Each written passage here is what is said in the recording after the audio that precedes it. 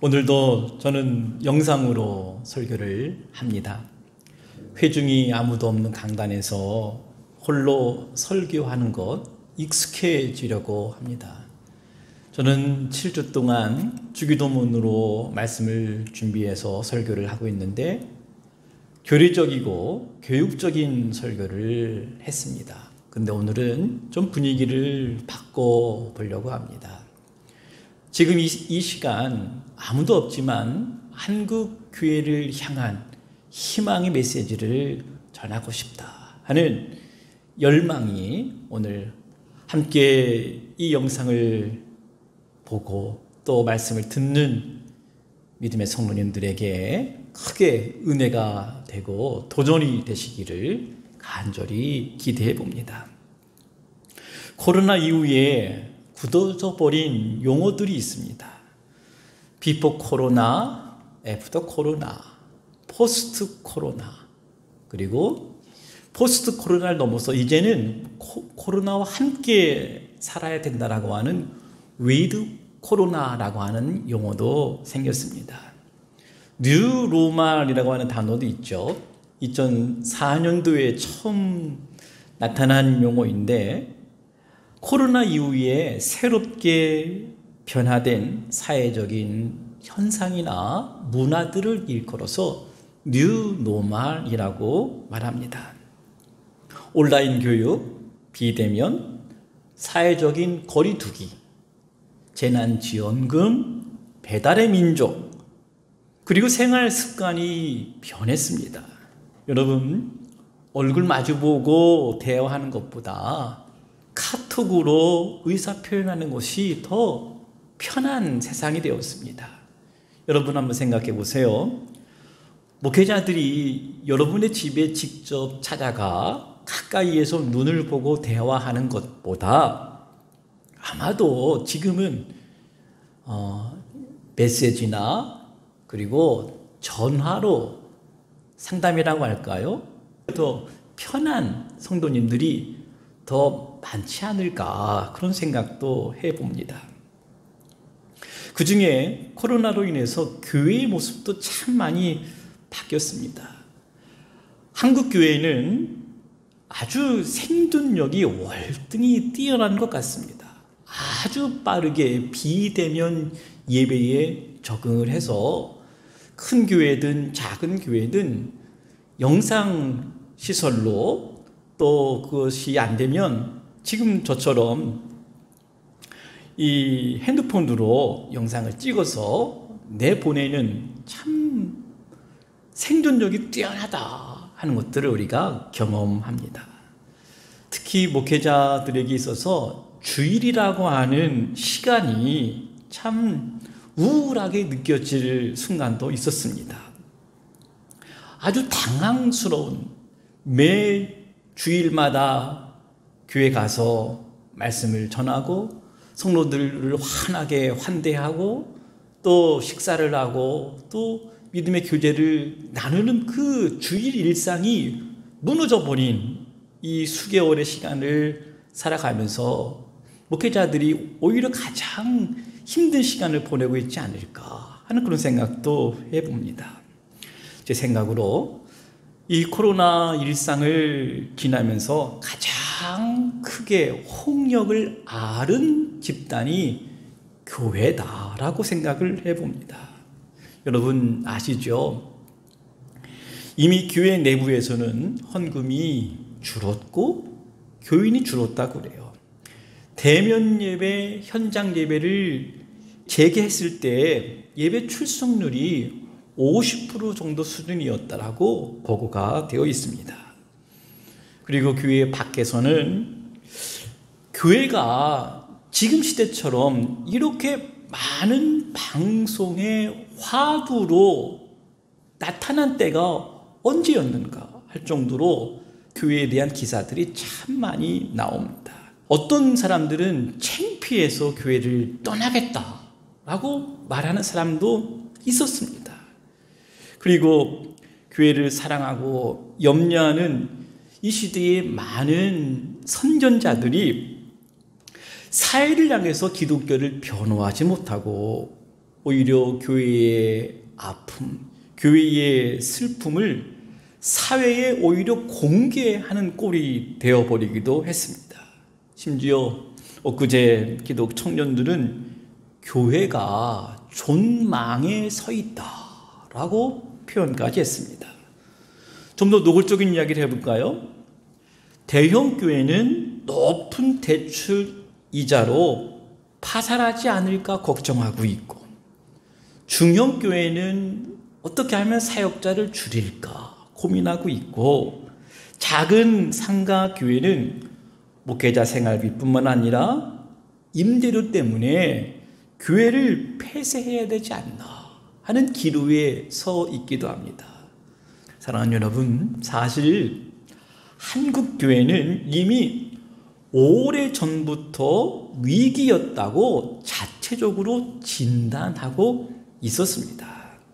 건물 중심의 개교회, 주일에 모이는 것에 집중하는 교회, 지도자들이 돈과 섹스와 권력의 기사가 나오는 장면들, 그리고 교회 안에서 건강하지 못한 의사소통으로 말미암아 불안했던 것들이 이제 코로나 때문에 방아쇠가 당겨졌다, 그렇게 표현을 하고 있는 거죠. 제가 질문을 한번 드려볼까요? 아주 날카로운 질문일 수도 있습니다. 여러분, 한국 교회가 정말 걱정이 되십니까? 아니면 교회가 그냥 싫은 겁니까? 여러분의 신앙에 코로나가 얼마나 영향을 주었습니까? 여러분, 비대면 예배를 드려서 믿음이 약해진 것일까요?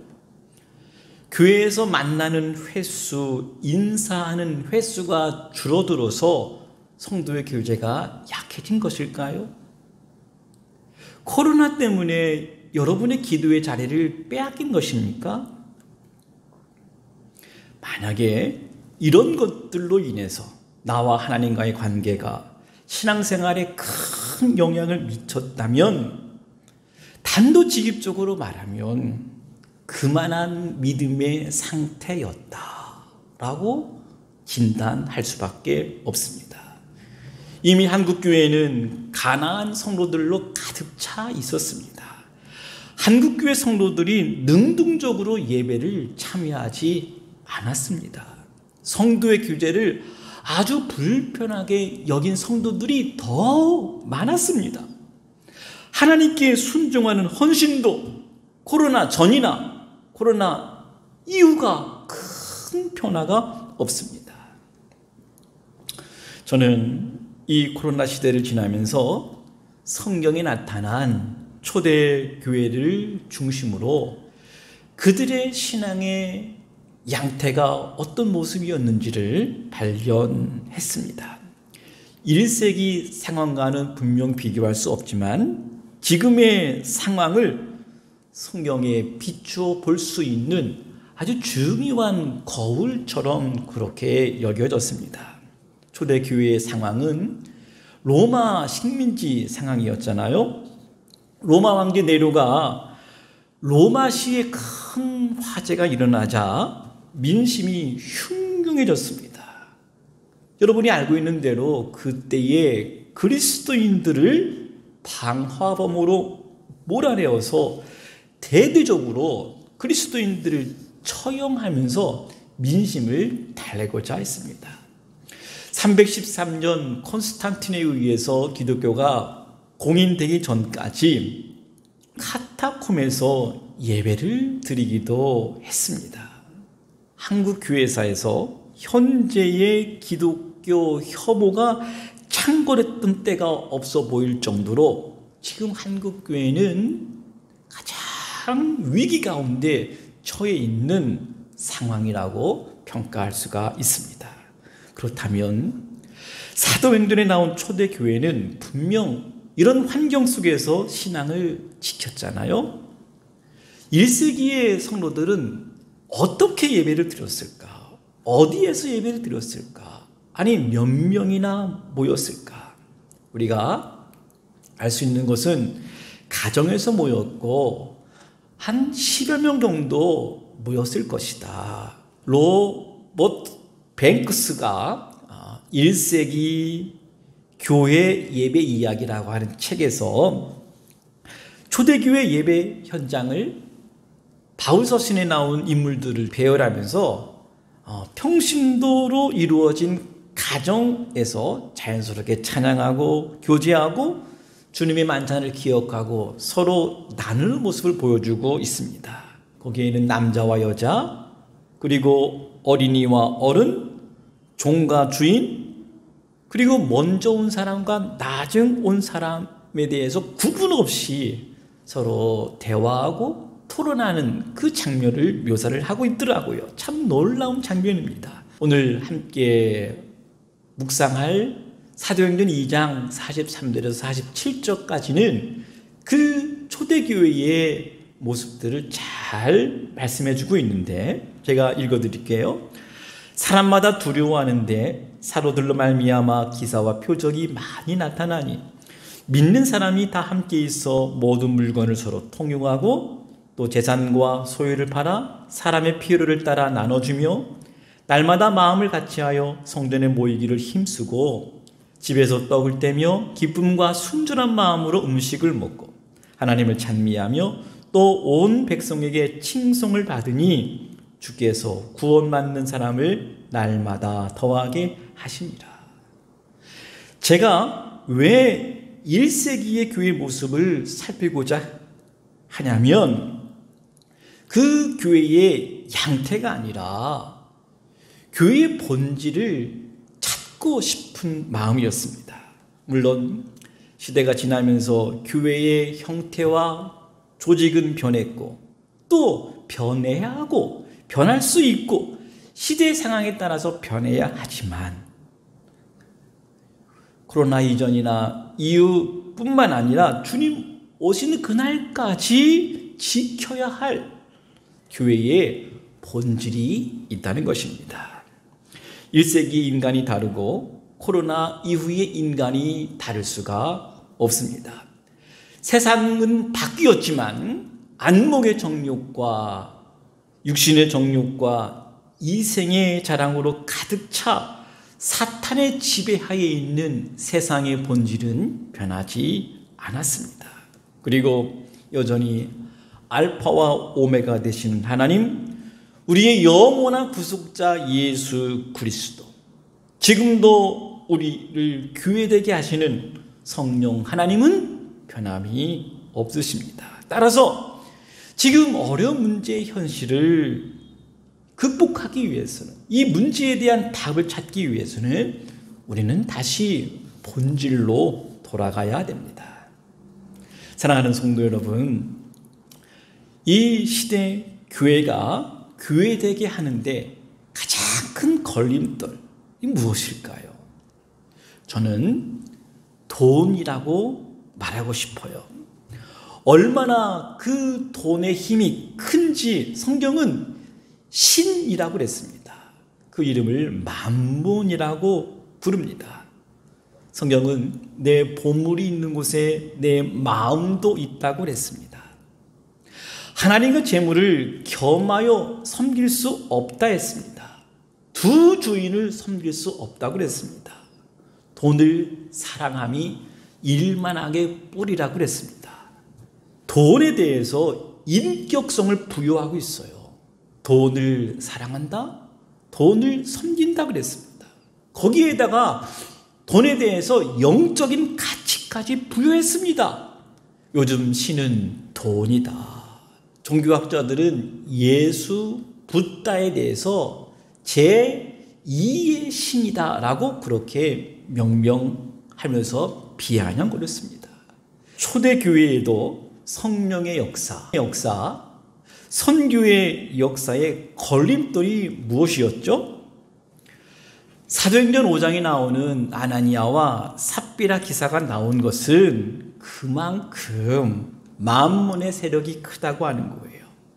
그리고 복음서에 나오는 예수님의 말씀을 듣고 13번째 제자가 될 가능성이 있었던 청년, 그 청년은 재물이 많았기 때문에 예수님의 부르심을 듣고 근심해서 떠나갔다. 그렇게 말을 하고 있습니다.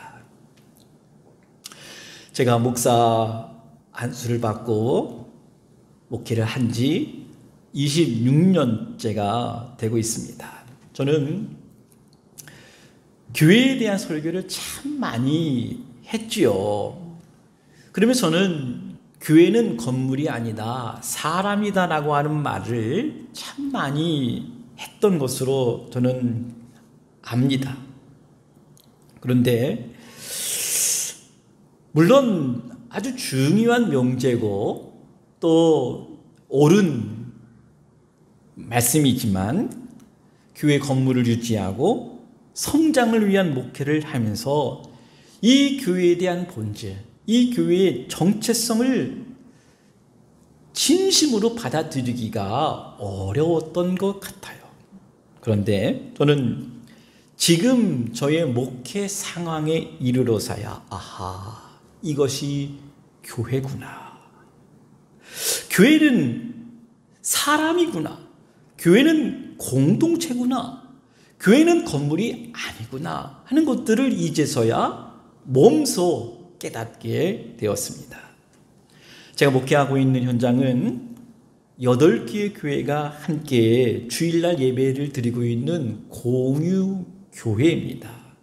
공식적인 이 예배 공간 명칭은 르호봇 코워십 스테이션입니다. 저는 2시 반에 예배를 드리고 있습니다.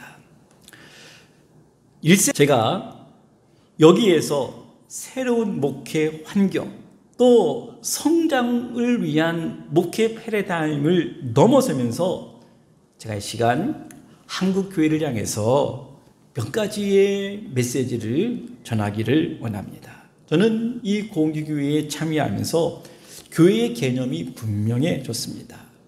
루터가 500년 전 대교리분답에서 당시 중세 카톨릭이 건물과 성직자와 의식에 묶여있던 개념에서 교회는 모임이다 라는 용어를 사용했습니다. 그리스도적 공동체, 거룩한 그리스도인, 라틴어로 커뮤니오 상투름, 성도의 교제가 바로 교회다 정의를 했습니다. 물론 한국교회는 예배당이 파괴된 것이 아닙니다. 예배당에서 강제로 쫓겨난 것도 아니지만 코로나로 인해서 모이지 못한 상황과 맞닥뜨리면서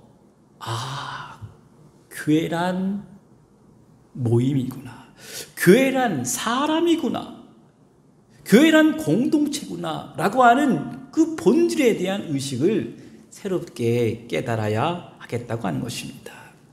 제가 교회의 전통을 무시하는 것은 아니지만 11시 예배를 생명같이 여겼던 전통적 의식이 믿는 자들이 함께 모여서 예배하는 모임이다, 예배하는 공동체다라고 하는 그 개념을 찾을 수 있는 계기가 되었다. 이제 형식이 아니라 본질이 무엇인지를 묻고 질문하고 회복하는 계기가 되어야겠다 하는 것입니다.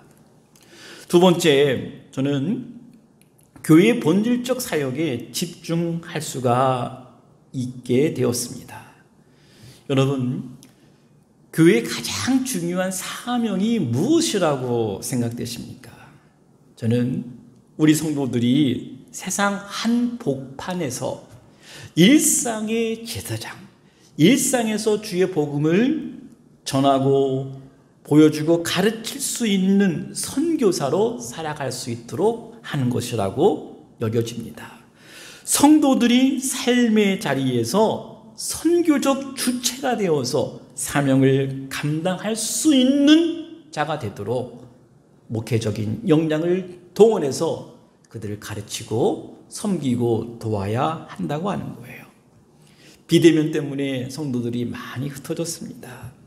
전통적 모델이나 현대 교회의 성장을 위한 모델에서는 이제까지는 건물 중심, 직분 중심, 주일 중심, 성직자 중심이었지만 이제는 일상 속에서 우리가 주체가 되어서 선교적 사명을 감당할 수 있어야 여러분, 우리 무너지는 한국 교회가 다시 부흥하고 회복될 수 있는 놀라운 역사들이 일어날 것이다 라고 저는 분명히 생각이 됩니다.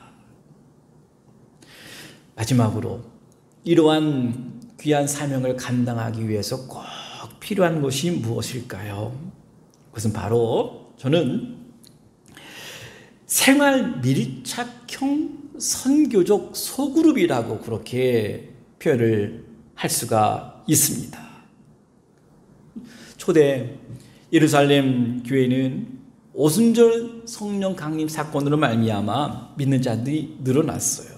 그리고 곳곳에 가정교회들이 많이 세워졌습니다. 아마도 그때만 해도 성도들은 여기가 좋습니다.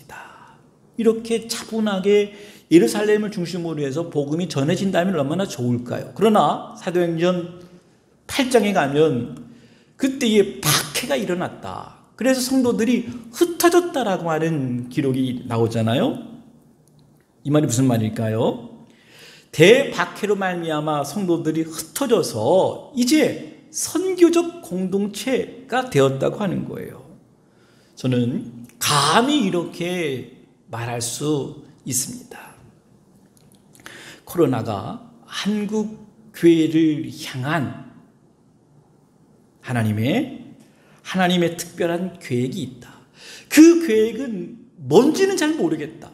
하나님이 어떤 계획을 갖고 있는지는 우리가 이해할 수 없지만 현재로서는 받아들이기도 어렵지만 분명 이 코로나라고 하는 이 사건도 이 모든 과정도 하나님의 어떠한 분명한 섭리가 있는 것이 아닐까. 저는 그 중에 하나가 교회가 교회되게 하라. 교회의 본질을 추구해라. 그리고 너희들에게 맡겨진 사명이 무엇인지 알라. 깨닫게 하시는 하나님의 분명한 계획이 이것도 하나다라고 말하고 싶습니다. 마지막으로 제가 지난주에 2020년 9월호 목회와 신학 잡지를 제가 살펴보면서 비대면 시대 목회 전략이라고 하는 주제로 7명의 유명한 신학자들, 목회자들이 글을 썼는데요. 그 주제를 제가 쭉 살펴보면서 제 마음에 든 확신은 어쩔 수 없는 선택이 아니라 교회가 살아날 수 있는 대안은 이제 본질을 찾는 것이다. 그 본질을 찾는 대안으로 저는 만물을 몰아내야 된다.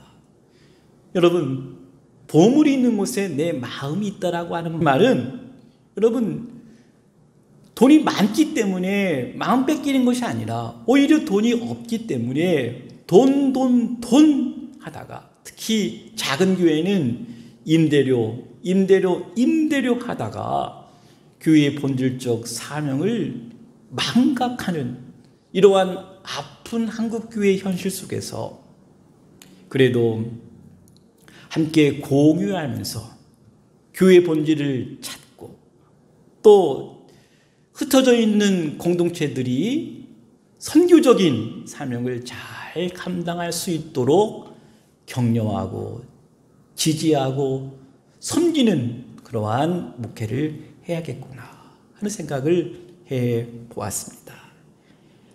서로 사랑하는 성도 여러분, 이 일에 이 영상을 보고 있는 모든 한국교회 성도님들의 참여를 기다립니다. 그리고 기도하십시다. 그리고 이 어려운 시대에 작은 교회들을 살려내어서 복음으로 온전히 역사해서 위기에 처한 한국교회, 무너져가는 한국교회를 다시 세울 수 있는 거룩하고 진정한 부흥의 역사가 이루어지기를 간절히 소망합니다.